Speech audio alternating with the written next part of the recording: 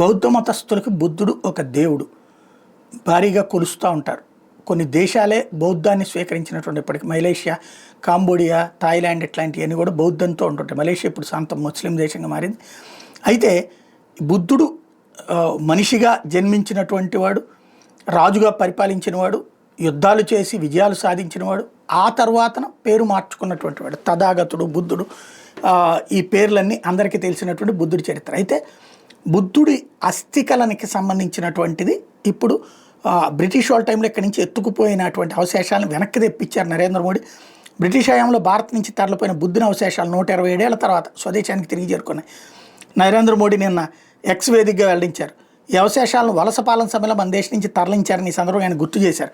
ఏడాది ప్రారంభంలో అంతర్జాతీయ వేలంలో బుద్ధుడి అవశేషాలు కనిపించాయి. దీంతో వాటిని తిరిగి స్వదేశానికి తిరిగి వచ్చేందుకు చర్యలు తీసుకున్నామని మోడీ ట్వీట్ చేశారు.